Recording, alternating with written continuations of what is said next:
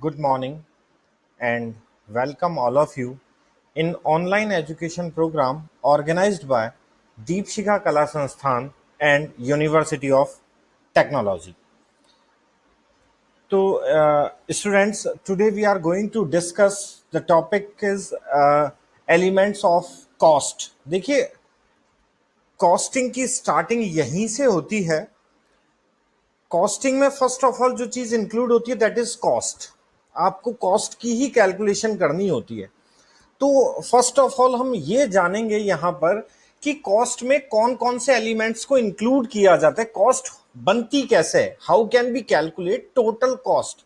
हम total cost को कैसे कैलकुलेट करेंगे, ये हमको यहाँ पर देखना है। और कौन कौन सी एलिमेंट्स हैं जिनको हम कॉस्ट में इंक्लूड कर सकते हैं या किया जाता है। फर्स्ट ऑफ ऑल ओवरव्यू देखते हैं इसका। What is cost? For the purpose of identification, accounting and control, breakup of cost into its elements is essential. देखिए, आइडेंटिफिकेशन और अकाउंटिंग और कैलकुलेशन के हिसाब से यदि देखा जाए तो सबसे पहले जो कॉस्ट है, जो कॉस्ट, उस कॉस्ट को ब्रेकअप किया जाएगा उसके एलिमेंट्स में, ये जरूरी है। Elements are related to the process of manufacture, the conversion of raw material into finished goods. जो ये एलिमेंट्स होते हैं ये किससे रिलेटेड होते हैं? एलिमेंट्स जो है वो रिलेटेड होते हैं उस पूरे मैन्युफैक्चरिंग प्रोसेस से रिलेटेड होते हैं जिसमें रॉ मटेरियल को कन्वर्ट किया जाता है into finish goods.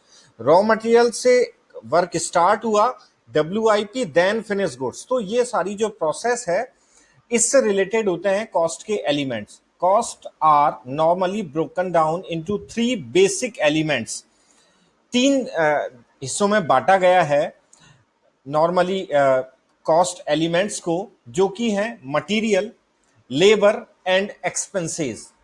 First one is material, second one is labour and third one is expenses. इन तीन भागों में हमने बांट दिया है कॉस्ट के जितने भी एलिमेंट्स हैं उन सभी को, और इन्हीं का डिस्कशन हम आगे इस टॉपिक में करेंगे। फर्स्ट ऑफ ऑल हम बात करते हैं material cost include all materials consumed in the process of manufacture up to the primary packing. देखिए, जो भी सारे मटेरियल, फर्स्ट सबसे पहले बात कर लेते हैं मटेरियल की। तो मटेरियल कॉस्ट में उन कॉस्ट को इंक्लूड किया जाता है जो मटेरियल से रिलेटेड है, जो कंज्यूम हुई है मैन्युफैक्चरिंग प्रोसेस में। तो मैन्युफैक्चरिंग करने के लिए हमको जो भी मटेरियल की रिक्वायरमेंट है वो सारी की सारी इंक्लूड होगी मटेरियल कॉस्ट में। After that labour cost include all remuneration paid to the staff and workman for conversion of raw material into finish goods. Labour cost जो होती है, लेबर कॉस्ट में हम इंक्लूड करते हैं उन सारे रेम्यूनरेशन को जो हमने दिए हैं अपने स्टाफ को और वर्कमैन को, जो फैक्ट्री में जो लोग काम कर रहे हैं हमारे, जो कि काम क्या काम कर रहे हैं, जो काम कर रहे हैं हमारे रॉ मटेरियल को कन्वर्ट कर रहे हैं with the help of machinery and all, जो भी हमारे पास सोर्सेज अवेलेबल हैं उन सारे सोर्सेज से रॉ मटेरियल को कन्वर्ट कर रहे हैं फिनिश गुड्स में। उनको जो हमने पे किया है that is cost, labour cost. Expenses, अब एक्सपेंसेस क्या है? Expenses consist of the cost of utility and services use to the conversion. जो भी सर्विसेज आप यूटिलाइज करेंगे उसके लिए जो आप कॉस्ट पे करेंगे दैट इज कॉल्ड एक्सपेंसेस। तो ये तीनों चीजें हो गई, मटेरियल, लेबर और एक्सपेंसेस। और डिटेल में इनको आगे हम जानेंगे। देखते हैं आगे next.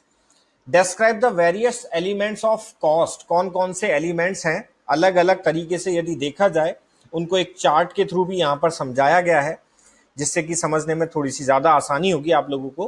First of all the principal elements of cost are material, labour and expenses. जो अभी हमने इससे पहले पढ़ा कि जो मेन एलिमेंट्स हैं वो तीन हैं, मटेरियल है, लेबर है और एक्सपेंसेस हैं। But in practice are further analyse into different elements as shown in the chart given below। जो चार्ट है उसमें और अच्छे से उसको समझाया गया है प्रैक्टिस के नजरिए से। Elements of cost first of all हमने तीन भागों में बांट दिया इसको। The first one is material, the second one is labour and the third one is overheads और एक्सपेंसेस, बोथ आर सेम। तो इन तीनों में जब हमने टोटल कॉस्ट के जो एलिमेंट्स हैं उनको डिवाइड कर दिया, इसके बाद जो यदि इनका सेपरेशन किया जाए तो मटेरियल में दो चीजें इंक्लूड हो गई, डायरेक्ट मटेरियल और इनडायरेक्ट मटेरियल। इसी तरीके से लेबर में भी दो तरह की लेबर्स इंक्लूड हो गई, डायरेक्ट लेबर और इनडायरेक्ट लेबर। और इसी तरीके से एक्सपेंसेस और ओवरहेड्स में भी दो चीजें इंक्लूड हुई, डायरेक्ट ओवरहेड्स और इनडायरेक्ट ओवरहेड्स। तो यहां पर हमने तीनों को ही दो अलग अलग भागों में बांट दिया है, डायरेक्ट और इनडायरेक्ट। जो प्रोसेस में हमारे किसी भी कंपोनेंट को बनाने में, किसी भी यूनिट को, किसी भी प्रोडक्ट को प्रोड्यूस करने में जो डायरेक्टली काम में आ रही है, तो वो सारी डायरेक्ट मटेरियल हो गई, डायरेक्ट लेबर हो गया और डायरेक्ट एक्सपेंसेस हो गया। और दूसरा पार्ट हो गया इनडायरेक्ट मटेरियल, इनडायरेक्ट लेबर और इनडायरेक्ट ओवरहेड्स और इनडायरेक्ट एक्सपेंसेस। सबसे पहले बात कर लेते हैं हम मटेरियल की। तो फर्स्ट ऑफ ऑल मटेरियल को हम देखते हैं। Material has an important role in production of an article. बिल्कुल सही बात है। जो किसी भी आर्टिकल के, किसी भी कंपोनेंट के, किसी भी प्रोडक्ट के मैन्युफैक्चरिंग में, प्रोडक्शन में जो सबसे मेन रोल प्ले करता है वो करता है मटेरियल। जो सबसे महत्वपूर्ण चीज है वो है मटेरियल। तो material cost is the cost of commodities supplied to an undertaking. Material cost include cost of all articles consumed in manufacture of an article। जो भी आपने किसी भी आर्टिकल के मैन्युफैक्चरिंग में जो भी मटेरियल यूज में लिया है वो सारी की सारी मटेरियल कॉस्ट में इंक्लूड होगी। जो भी आर्टिकल्स आपने यूज में लिए हैं किसी भी एक प्रोडक्ट को बनाने में, जो भी हमारे काम में आए हैं, वो सारे के सारे मटेरियल कॉस्ट में इंक्लूड किए जाते हैं। It can be classified as direct material and indirect material. देखिए दो तरीके से मटेरियल को यहां पर बांटा गया है, डायरेक्ट मटेरियल और इनडायरेक्ट मटेरियल। जो डायरेक्ट मटेरियल है वो डायरेक्टली हमारे किसी भी प्रोडक्शन में डायरेक्ट काम में आता है, और जो इनडायरेक्ट मटेरियल है वो इनडायरेक्ट मटेरियल इनडायरेक्ट तरीके से हमारे किसी भी प्रोडक्ट को बनाने में काम में आता है। तो there are two type of material, direct material और इनडायरेक्ट मटेरियल। आफ्टर दैट यदि हम बात करते हैं लेबर की, the term labour may be defined as the human efforts by which material are converted into finished goods. देखिए जो labour है, जो भी लेबर हमारी फैक्ट्री में काम कर रही है, वो सारी की सारी लेबर यहां पर क्या काम करती है कि हमारे रॉ मटेरियल से फिनिश गुड्स में हमारे मटेरियल को कन्वर्ट करती है। तो ये सारी मटेरियल लेबर कॉस्ट में इंक्लूड होती है। और यहां पर लेबर को भी हमने दो अलग अलग पार्ट में डिवाइड कर दिया है, डायरेक्ट लेबर और इनडायरेक्ट लेबर। जो डायरेक्टली हमारे काम में आ रही है, जो भी फैक्ट्री में हमारे वर्कर्स काम कर रहे हैं वो डायरेक्ट लेबर में इंक्लूड हो जाते हैं, और जो ऑफिस में हमारे काम कर रहे हैं वो इनडायरेक्ट लेबर में इंक्लूड हो जाते हैं। उनको जो हम सैलरी पे कर रहे हैं वो सारी इनडायरेक्ट लेबर में आ जाती है, इनडायरेक्ट एक्सपेंसेस में आ जाते हैं। आफ्टर दैट हम बात करते हैं ओवरहेड्स। एक्सपेंसेस जो हैं, expenses other than material and labour comes under this category. जो भी चीजें मटेरियल और लेबर के बाद में बचती हैं वो सारी की सारी एक्सपेंसेस में इंक्लूड की जाती है। The term expenses means the cost of service provided to be undertaking and the national cost of the use of owned assets। हमको जो वो सारे खर्चे जो हमने किए हैं किसी चीज को यूज में लेने के लिए भी, वो सारे के सारे खर्चे यहाँ पर ओवरहेड्स में इंक्लूड किए जाएंगे। और दो तरह से ओवरहेड्स को भी हम बांट सकते हैं, डायरेक्ट एक्सपेंसेस और इनडायरेक्ट एक्सपेंसेस। यहाँ पर भी दो तरह के एक्सपेंसेस हैं। तो ये तीनों ही चीजें, मटेरियल, लेबर और ओवरहेड्स, तीनों ही चीजें, तीनों ही जो एलिमेंट्स हैं कॉस्ट के, उन तीनों को ही हमने दो भागों में बांट दिया, डायरेक्ट और indirect. After that calculate the direct and indirect cost. How can be calculate direct और इनडायरेक्ट कॉस्ट? हम कैसे कैलकुलेट कर सकते हैं डायरेक्ट कॉस्ट को और इनडायरेक्ट कॉस्ट को, देखते हैं। The total cost can be divided into direct cost and indirect cost. Direct cost is a total of cost of direct material, direct labor and direct expenses. तो जो पूरी की पूरी कॉस्ट है, हमने पढ़ा कि मटेरियल को हमने दो पार्ट में डिवाइड कर दिया, डायरेक्ट मटेरियल और इनडायरेक्ट मटेरियल। आफ्टर दैट हमने लेबर को दो भागों में बांट दिया, डायरेक्ट लेबर और इनडायरेक्ट लेबर। और उसके बाद हमने जो एक्सपेंसेस हैं उनको दो पार्ट में डिवाइड किया, the first one is direct expenses और the second one is indirect expenses. तो जो दो, तो इसका मतलब हम ये कह सकते हैं जो टोटल कॉस्ट है आपकी वो दो पार्ट में डिवाइड हो गई, एक तो डायरेक्ट कॉस्ट हो गई और एक इनडायरेक्ट कॉस्ट हो गई। तो जो डायरेक्ट कॉस्ट आपको कैलकुलेट करनी है तो डायरेक्ट कॉस्ट के लिए आप क्या करेंगे, the total of cost of direct material, direct labour and direct expenses. जो भी टोटल होगा डायरेक्ट मटेरियल का, डायरेक्ट लेबर का और डायरेक्ट एक्सपेंसेस का वो कहलाएगा आपका total direct cost. while indirect cost is a total cost of indirect material, indirect labor and indirect expenses। अब यदि आपने डायरेक्ट कॉस्ट निकाली तो इनडायरेक्ट कॉस्ट निकालने के लिए आप क्या करेंगे, जो भी इनडायरेक्ट मटेरियल है, इनडायरेक्ट लेबर है और इनडायरेक्ट एक्सपेंसेस है, इन तीनों को आप यदि ऐड कर देते हैं तो आपका निकल जाता है टोटल इनडायरेक्ट कॉस्ट। फॉर्मूले के हिसाब से यदि हम इसको देखना चाहें, in brief total cost, direct cost and indirect cost में be classified as below. Total cost यदि आपको निकालनी है तो आप डायरेक्ट कॉस्ट और इनडायरेक्ट कॉस्ट दोनों को ऐड कर देंगे तो आपकी निकल जाएगी टोटल कॉस्ट। यदि आपको डायरेक्ट कॉस्ट निकालनी है तो आप direct material cost, direct labour cost और डायरेक्ट एक्सपेंसेस को ऐड कर देंगे तो आपकी निकल जाएगी डायरेक्ट कॉस्ट। और यदि इनडायरेक्ट कॉस्ट की हम बात करें और इनडायरेक्ट कॉस्ट यदि हम कैलकुलेट करना चाहें तो हम indirect material cost, indirect labour cost और इनडायरेक्ट एक्सपेंसेस, इन तीनों को यदि ऐड कर देते हैं तो जो हमारे सामने अमाउंट आएगा वो कहलाएगी indirect cost. After this calculation we discuss now and classify various type of indirect cost. Indirect cost कौन कौन सी हो सकती हैं, कौन कौन सी होती हैं, वो हम देख लेते हैं। सबसे पहले हम बात करते हैं ओवरहेड्स की। ओवरहेड्स और इनडायरेक्ट कॉस्ट, ओवरहेड और indirect cost is an important component of total cost. देखिए बहुत ही इंपॉर्टेंट पार्ट है, जितनी भी इनडायरेक्ट कॉस्ट है वो ओवरहेड्स टोटल कॉस्ट के लिए। It include cost of indirect material, labour and expenses, जो अभी हमने फॉर्मूले में पढ़ा। इसके बाद इनडायरेक्ट कॉस्ट में be classified in A number of manner of managerial decision और कॉस्ट कंट्रोल। आप इनको बांट सकते हैं, क्लासिफाइड कर सकते हैं, बट फंक्शनल क्लासिफिकेशन, यदि फंक्शनल क्लासिफिकेशन और प्रैक्टिकल रूप में यदि आप देखना चाहें, functional classification is one of the important basis of classification. जो फंक्शन के, इनके फंक्शंस के अकॉर्डिंग जो इनका क्लासिफिकेशन किया गया है वो आपके लिए इंपॉर्टेंट है, वो उसी के अकॉर्डिंग आपको क्वेश्चन सॉल्व करने होते हैं। इनडायरेक्ट कॉस्ट में be classified in the following three section. तीन भागों में इनको बांट दिया गया है इनडायरेक्ट कॉस्ट को। इस चार्ट के थ्रू हम समझ सकते हैं इनडायरेक्ट कॉस्ट और ओवरहेड्स जो है।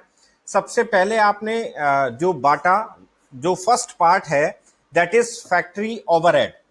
फैक्ट्री से रिलेटेड देखिए तीन चीजें अलग अलग यहां पर तीन भागों में बांटा गया है, फैक्ट्री, ऑफिस और administrative and selling and distribution. जो आपके बिजनेस का जो भी प्रोडक्शन यदि यूनिट आपकी है तो प्रोडक्शन यूनिट में मेजरली तीन पार्ट में डिवाइड कर दिया जाता है सारे काम को। The first part is factory overhead, जहां पर आपका काम हो रहा है रॉ मटेरियल से फिनिश गुड्स में माल को कन्वर्ट करने का। तो पहला पार्ट हो जाता है फैक्ट्री ओवरहेड, जहां पर हमारे वर्कर्स मशीन की सहायता से, मशीन की हेल्प से, मशीनरी के मदद से आप रॉ मटेरियल को कन्वर्ट कर रहे हैं फिनिश गुड्स में। The second most important part is office और एडमिनिस्ट्रेटिव ओवरहेड्स, जहां पर बैठ के ये सारे इन सारी चीजों को कंट्रोल किया जाता है। मैनेजर जहां पर आपके बैठते हैं, आपकी कंपनी के जो मैनेजर्स जहां पर बैठेंगे वो सारी की सारी चीजें, अकाउंटेंट आपके जहां पर बैठेंगे, जहां पर इन सभी चीजों का अकाउंट मेंटेन किया जाता है, वो सारा मोस्ट इंपॉर्टेंट पार्ट जो होता है वो कहलाता है ऑफिस और एडमिनिस्ट्रेटिव ओवरहेड।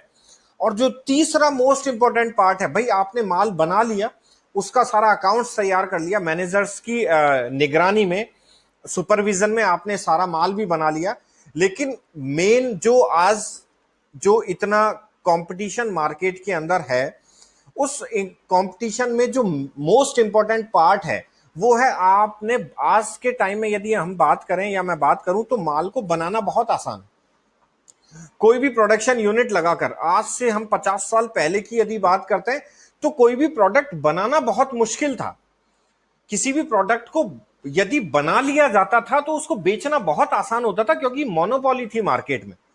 और जब मोनोपोली मार्केट में होती है तो उस टाइम पे उस सिचुएशन में क्या होता था कि यदि आज मैंने किसी भी प्रोडक्ट को बनाया और बनाने में मेरी कॉस्ट जो आई दैट इज 8 रुपीज, यदि 8 रुपए मेरी कॉस्ट है और मैंने उसको यदि सेलिंग प्राइस मैंने रखी 10 रुपीज, यदि 10 रुपए मेरी सेलिंग प्राइस है तो मैं 2 रुपए मैंने प्रॉफिट कमा लिया था। और यदि मेरे को मेरा प्रॉफिट बढ़ाना था तो एक सिंपल सा तरीका हुआ करता था कि आप अपनी सेलिंग प्राइस को इंक्रीज कर दो। सेलिंग प्राइस मैं ले गया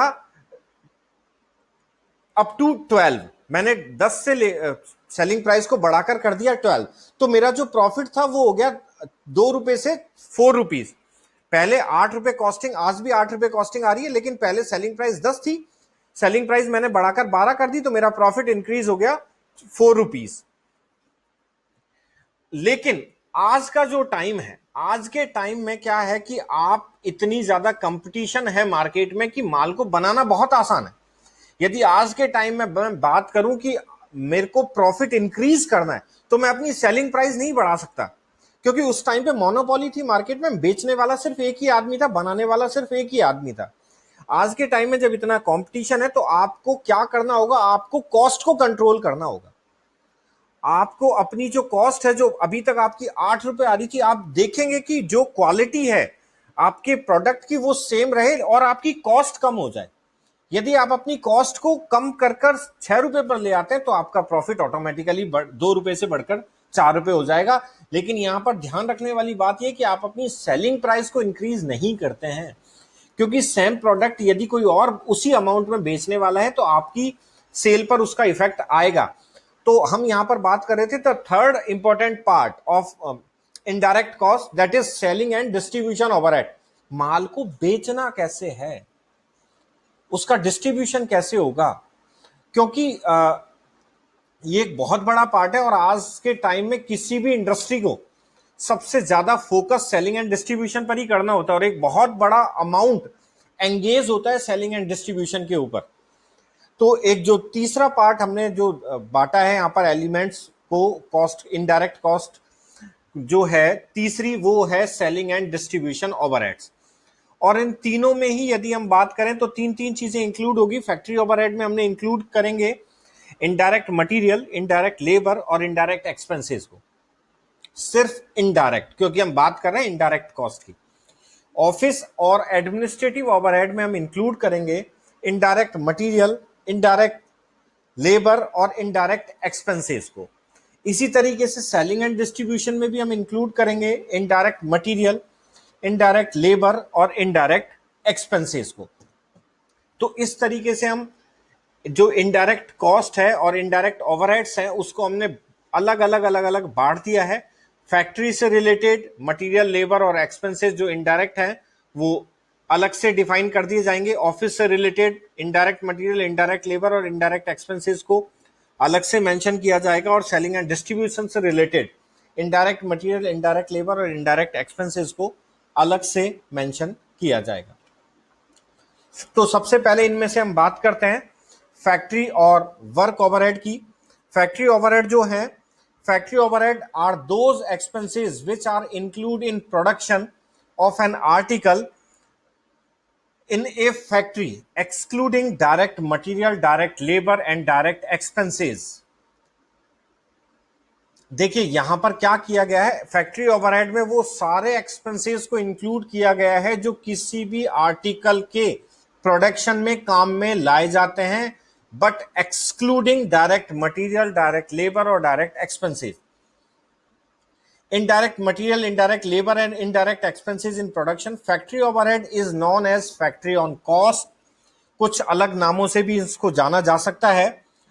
Factory overhead is known as factory on cost, work on cost, production overhead, manufacturing overhead और factory indirect expenses।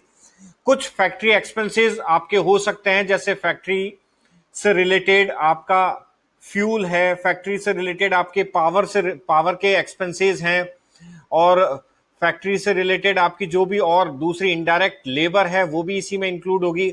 Factory workers को जो आपने सैलरी दी है वो भी इसी में इंक्लूड होगी। और फ्यूल से रिलेटेड यदि कोई खर्चे हैं मशीनरी की, वो भी यहीं पर इंक्लूड किए जाते हैं। तो ये सारे फैक्ट्री से रिलेटेड खर्चे हैं। जितने भी फैक्ट्री से रिलेटेड खर्चे हैं, बस ध्यान रहे आपको, इनडायरेक्ट की बात हम यहां पर कर रहे हैं। इनडायरेक्ट मटेरियल है या इनडायरेक्ट लेबर है या इनडायरेक्ट एक्सपेंसेस है, वो सारे के सारे फैक्ट्री ओवरहेड्स में इंक्लूड किए जाएंगे। After the factory overhead we can discuss office and administrative expenses. Office से रिलेटेड जितने भी खर्चे हैं, office and administrative overheads are those expenses concerning with general administration, management and operation of business and are known as administrative cost also. देखिए, जो office expenses है, office expenses में आप इंक्लूड कर सकते हैं जितने भी एडमिनिस्ट्रेशन से रिलेटेड खर्चे हैं, जितने भी मैनेजमेंट से रिलेटेड और आपके जो बिजनेस ऑपरेशंस हैं उनसे रिलेटेड जितने भी इनडायरेक्ट एक्सपेंसेस हैं। यहां भी ध्यान रखना है कि सिर्फ इनडायरेक्ट एक्सपेंसेस को ही आपको इंक्लूड करना है, वो सारे के सारे ऑफिस ओवरहेड में इंक्लूड किए जाएंगे। और इसका दूसरा नाम यदि हम देखें, also known as administrative cost. और जो ऑफिस एक्सपेंसेज हैं उनमें हम किन किन चीजों को इंक्लूड उनको किन किन एक्सपेंसेस को इंक्लूड कर सकते हैं।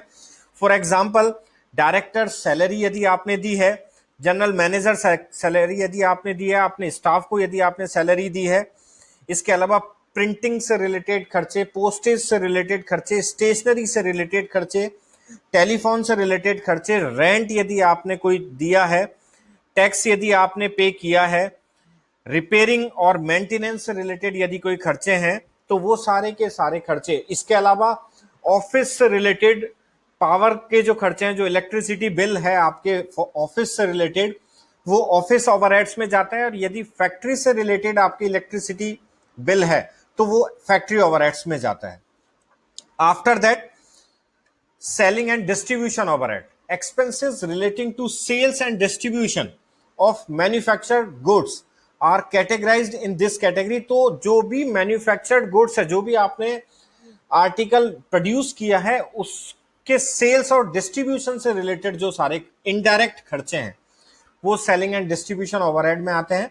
However, selling and distribution overhead concern with sales, but as these are two different activities, hence expenses are classified। दो भागों में बांट दिया यहां पर हमने selling and distribution overheads को। the first one is selling cost and the second one is distribution cost। तो पहले बात करते हैं selling cost की, selling overheads की। this item include all the expenditure include or cost of seeking to create demand or securing orders. जो भी orders हैं हमारे, उनको पूरा करने और डिमांड को क्रिएट करने से रिलेटेड जो खर्चे हैं वो सारे सेलिंग ओवरहेड्स में आते हैं। फॉर एग्जांपल, एडवर्टाइजमेंट, कमीशन और सैलरी ऑफ सेल्स मैनेजर का जो कमीशन उसको दिया जाएगा या जो सैलरी उसको दी जाएगी, जो भी हमारे एजेंट जो काम कर रहे हैं उनके ट्रैवलिंग एक्सपेंसेस यदि कुछ होते हैं तो वो सारे भी यहीं पर इंक्लूड किए जाएंगे। इसके अलावा यदि आपका शोरूम का रेंट है, यदि आपने डिस्प्ले किया है अपने माल को कहीं पर किसी शोरूम में, तो वो भी सेलिंग कॉस्ट में इंक्लूड किया जाएगा। इसके बाद बात करते हैं डिस्ट्रीब्यूशन ओवरहेड की। This item includes the cost of sequence of operations which begin with the making the packed product available for dispatch. देखिए, डिस्ट्रीब्यूशन ओवरहेड्स का जो काम स्टार्ट होता है, वो काम स्टार्ट होता है माल के बनने के बाद उसको आपको डिस्ट्रीब्यूट करना है। तो packed product available for dispatch and ends with making the reconditioned return empty package if any available for reuse. तो आपने माल को अपने गोडाउन से उठाया, पैकिंग की उसकी, और पैकिंग करने के बाद उसको डिस्पैच किया। और यदि आपका प्रोडक्ट कुछ ऐसा है जो कि आपको, जो आपने जिस भी कंटेनर में उसको दिया था, उसको डिस्ट्रीब्यूट किया था, यदि उस कंटेनर को आपको वापस लेना है तो वापस उसको वहां से लेके आना, और रीयूज के लिए यदि वो अवेलेबल है तो उसको वापस अपने गोडाउन तक पहुंचाना। ये सारे इससे रिलेटेड जो सारे इनडायरेक्ट एक्सपेंसेस हैं वो सारे के सारे इंक्लूड होंगे डिस्ट्रीब्यूशन ओवरहेड में। अब बात करते हैं हम know various item not include in calculation of total cost. देखिए, फैक्ट्री से रिलेटेड ओवरहेड्स आपने इंक्लूड कर लिए, ऑफिस और एडमिनिस्ट्रेटिव से रिलेटेड आपने ओवरहेड्स इंक्लूड कर लिए, सेलिंग एंड डिस्ट्रीब्यूशन से रिलेटेड आपने ओवरहेड्स इंक्लूड कर लिए। लेकिन कुछ ऐसे आइटम्स भी हैं जो टोटल कॉस्ट की कैलकुलेशन के समय उसमें इंक्लूड नहीं किए जाते हैं। वो कौन कौन से हो सकते हैं?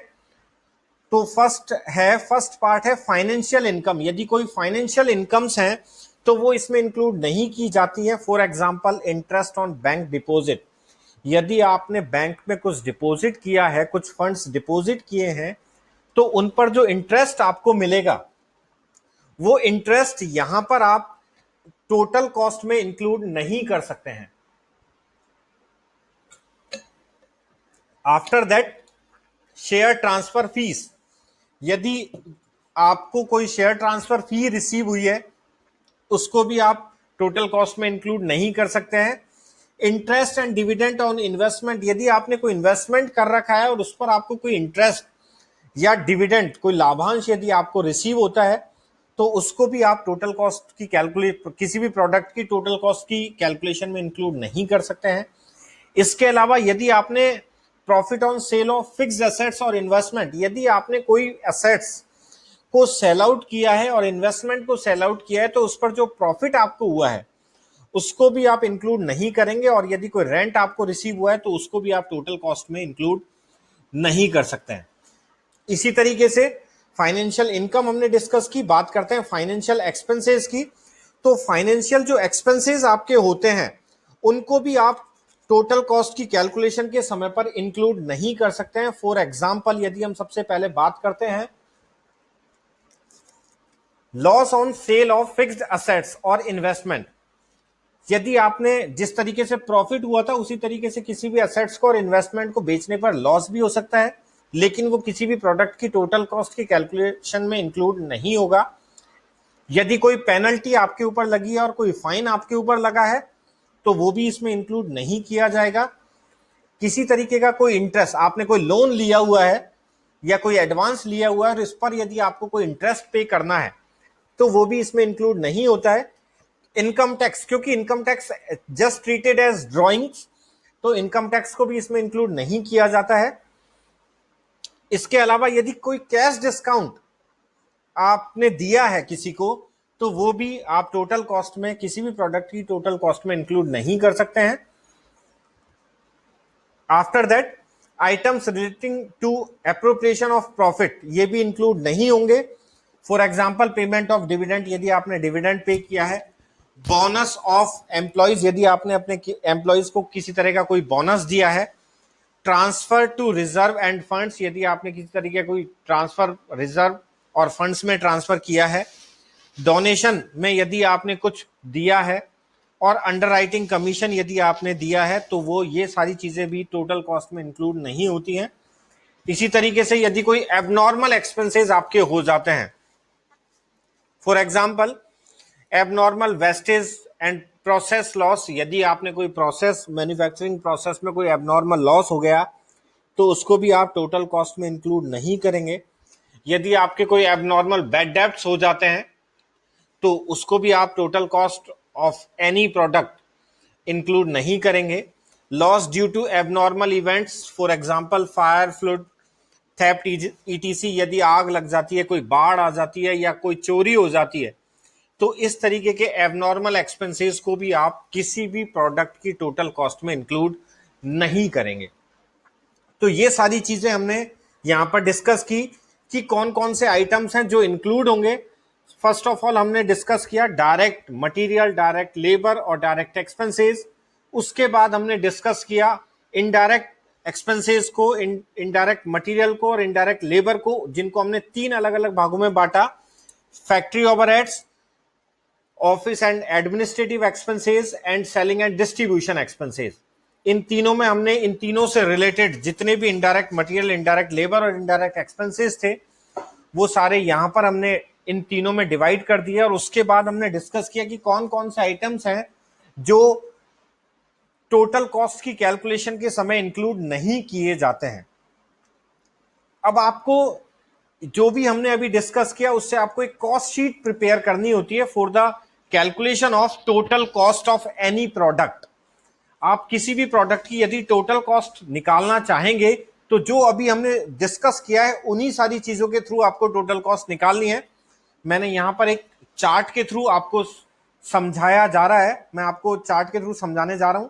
तो इस चार्ट के थ्रू आप समझेंगे कि how can be prepare the cost sheet, the statement of cost for the calculation of total cost. आप कैसे निकालेंगे? देखिए, फर्स्ट ऑफ ऑल हम बात करते हैं direct material, direct labour and direct expenses. यदि आप डायरेक्ट मटेरियल, डायरेक्ट लेबर और डायरेक्ट एक्सपेंसेस इन तीनों को यदि ऐड करेंगे, इन तीनों को यदि प्लस किया जाएगा तो जो कॉस्ट आपके सामने आएगी दैट इज प्राइम कॉस्ट, वो कहलाएगी प्राइम कॉस्ट। और प्राइम कॉस्ट जो होती है वो ध्यान रहे यहां पर सिर्फ डायरेक्ट मटेरियल, डायरेक्ट लेबर और डायरेक्ट एक्सपेंसेस को ऐड करने के बाद आती है। इस प्राइम कॉस्ट में आपको ऐड करना है फैक्ट्री ओवरहेड्स। फैक्ट्री से रिलेटेड जो जितने भी खर्चे हैं जो अभी मैंने आपको बताए थे वो सारे के सारे ओवरहेड्स आप प्राइम कॉस्ट में ऐड कर देंगे। प्राइम कॉस्ट में फैक्ट्री ओवरहेड्स को ऐड करने के बाद जो कॉस्ट आपके सामने होगी that is called factory cost और वर्क कॉस्ट, वो कहलाएगी फैक्ट्री कॉस्ट या वर्क कॉस्ट। अब फैक्ट्री कॉस्ट और वर्क कॉस्ट में आपको ऐड करना है जितने भी एडमिनिस्ट्रेटिव और ऑफिस से रिलेटेड खर्चे हैं। कौन कौन से खर्चे हैं वो हम इससे पहले प्रार में डिस्कस कर चुके हैं। तो फैक्ट्री कॉस्ट में आपने ऐड किया ऑफिस एंड एडमिनिस्ट्रेटिव ओवरहेड्स को, और ऐड करने के बाद जो कॉस्ट आपके सामने आई that is called office cost और कॉस्ट ऑफ प्रोडक्शन। और कॉस्ट ऑफ प्रोडक्शन में आप ऐड करेंगे opening stock of finish goods और लेस करेंगे closing stock of finish goods को। और ओपनिंग स्टॉक को ऐड करने और closing stock of finish goods को लेस करने के बाद जो अमाउंट आपके सामने आएगा that is called production cost of goods sold. माल जो आपने बेचना है उसकी प्रोडक्शन कॉस्ट क्या है। और production cost of goods sold में आपको ऐड करना होता है selling and distribution overhead. Selling और डिस्ट्रीब्यूशन से रिलेटेड जो भी आपके खर्चे हैं, जितने भी आपके इनडायरेक्ट एक्सपेंसेस हुए हैं, उन सभी को आप production cost of goods sold में ऐड कर देते हैं। यदि तो जो अमाउंट आपके सामने आएगा उसको हम कहेंगे total cost of goods sold और कॉस्ट ऑफ सेल्स। जो भी आप माल बेचना चाह रहे हैं उसकी आपके सामने निकल कर आ जाएगी टोटल कॉस्ट। तो इस तरीके से आपको टोटल कॉस्ट निकालनी है। और after the calculation of total cost we can add profit. यदि हम टोटल कॉस्ट में प्रॉफिट को ऐड कर देते हैं तो जो अमाउंट आपके सामने आएगा दैट इज कॉल्ड सेल्स, वो कहलाएगी आपकी सेलिंग प्राइस। देखिए, सेलिंग प्राइस निकालने का यही फॉर्मूला होता है कॉस्ट प्राइस प्लस प्रॉफिट। यदि आप कॉस्ट प्राइस में, टोटल कॉस्ट में यदि आप प्रॉफिट को ऐड कर देते हैं तो आपको जो अमाउंट सामने आता है that is called selling price. तो यहां पर हमने आज डिस्कस किया how can be prepare statement of cost, how can be calculate total cost, कौन कौन से एलिमेंट्स हैं जो टोटल कॉस्ट में इंक्लूड किए जाएंगे और कौन कौन से आइटम्स हैं जो टोटल कॉस्ट की कैलकुलेशन में इंक्लूड नहीं किए जाएंगे। आफ्टर दैट आपको कुछ न्यूमेरिकल्स इसके सॉल्व करने हैं, कुछ इलस्ट्रेशंस आपको सॉल्व करने हैं। और if you have any problem in questions और examples, illustrations, then you can call us and mail us. आप हमको कॉल भी कर सकते हैं और मेल भी कर सकते हैं। We are available for solve your query. और इसके बाद हम मिलेंगे अब अपनी नेक्स्ट क्लास में नेक्स्ट टॉपिक के साथ। तब तक के लिए थैंक यू सो मच।